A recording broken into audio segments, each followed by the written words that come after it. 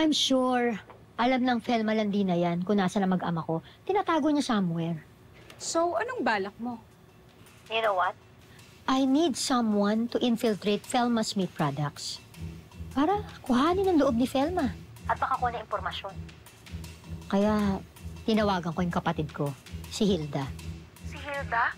Eh, aanga-anga yun. You need someone who actually knows how to skin.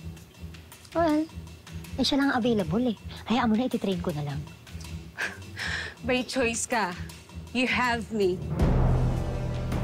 You mean? Ay. Wait.